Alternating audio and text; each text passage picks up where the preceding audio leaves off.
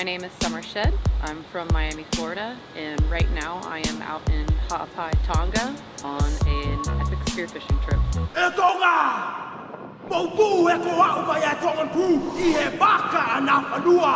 Don Stelion! Eclipse! MC Kaba! Toku Kataulaka Kimua! Oto Tuwaini! Teu Teu Atawala Pama! Katau Matema Tonga! My first introduction to spearfishing was growing up in the Bahamas. My dad was an avid diver. I never really had much of a choice. It was sink or swim with my family. My earliest memories are a homemade Hawaiian sling with a coat hanger and a rubber band, hunting anything that swam. It's just always been a part of my life. I don't really remember when I started. It's just always been there. It's just a way of life, I guess. Back home, my favorite diving will always be the Bahamas. It'll always be my second home. My favorite species to target will always be a hogfish. They're great to eat. They're fun to hunt. Second to that, I love shooting blue water species, wahoo, dolphin, anything that'll put up a good fight. My ultimate goal in spearfishing is really not to be thought of as she's really good for a chick, but to be thought of as, wow, she is one hell of a diver. She can spearfish. She can out-spear any guy. I want to be seen as an equal to the men, not just, you know, yeah, she's good for a chick. I think that it would be great to get rid of the men and women's categories in world records and just bunch us all into one. I think this is one of the very few sports where men and women can really be equals on a physical level. That's so much fun!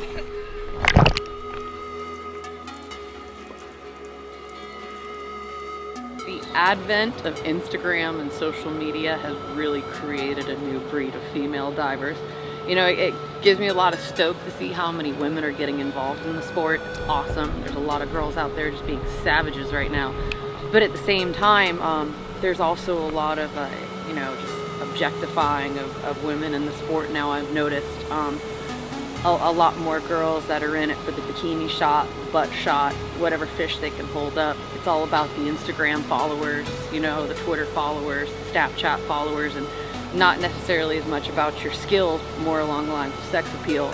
It's interesting, I always looked up to women like Shuri Day, Kimmy Werner, Julie Rice, and they all have one thing in common, you know, they've been killing it. It was never about the sex appeal for them, it was always about their abilities, and you never saw them out there half naked holding up a fish, but it was the video footage I saw of these women, the fish they shot, the fights they put up, the depths they dove, you know, they always pushed me and made me want to be a better female diver, and I'd like to see more of that. First day I ever dove here, it was like no place I'd ever seen in my life. Just Jurassic, primal. The depths are just unreal. You know, I think there's really nothing shallower than 20-25 meters. The reef is heavy. The fish fight harder than any fish I've ever seen before. And it's just, you know, it's untouched over here. It kind of for a second lets you take a break from just the overfishing that's happening in the world and realizing there's still untouched places that can be found out there if you're willing to search hard enough and put the time in. On our third day of diving, we took a trek out to an area called Banks, and this was known for jobbies. It's been a bucket list fish of mine ever since I really learned about the breed. And you know, I had it on my mind, I wanted to land a big jobby. With the help of Michael Takash, I was able to finally land one. And you know, it was just exhilarating. I wasn't quite sure how they fought. I shot a 15-pounder and it was all I could do to even attempt to horse it up. It ended up tombstoning my float, and even then, you know, just pulling the sucker up was quite a fight. Can't let them know through your body language or even thinking about shooting them or hunting them. They definitely are just out of sight, and they're a fish that really makes you feel like you earned it when you did land it. That's what I want. I want that feeling of knowing that, you know, I got this fish on my own. It was worth the hunt.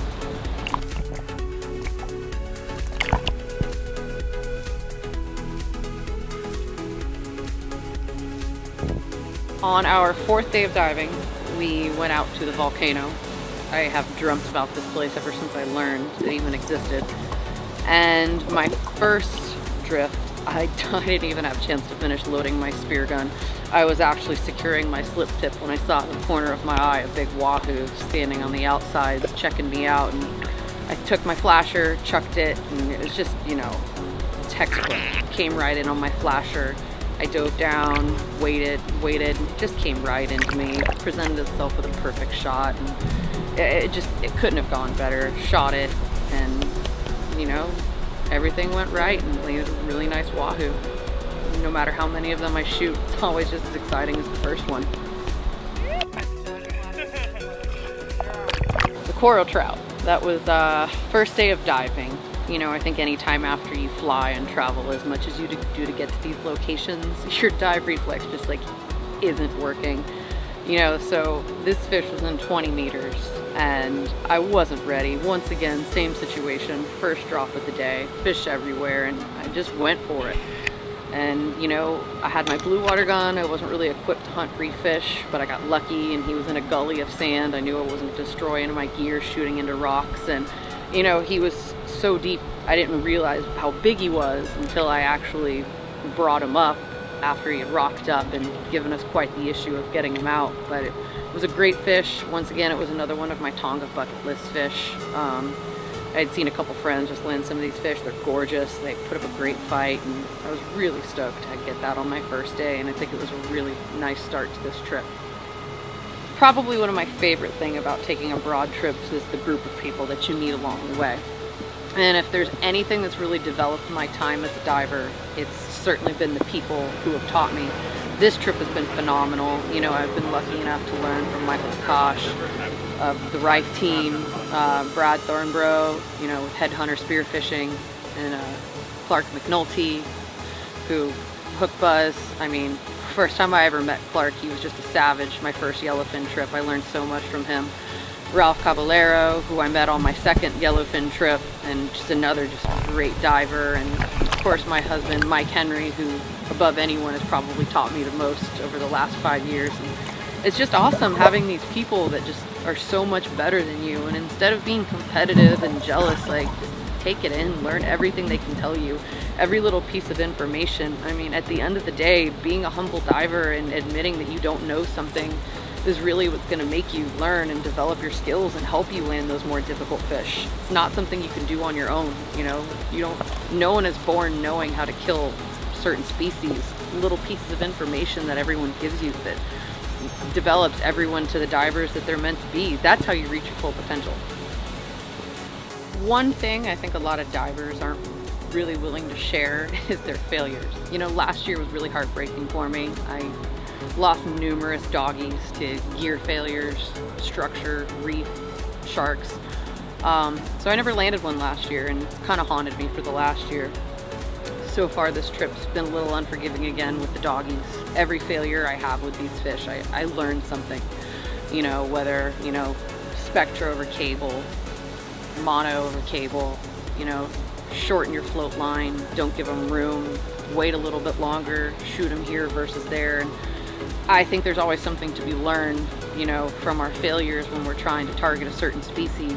It's not always about the success story. I think too many people concentrate on what they've accomplished and instead of what they've learned. You know, I have 2 days left of diving.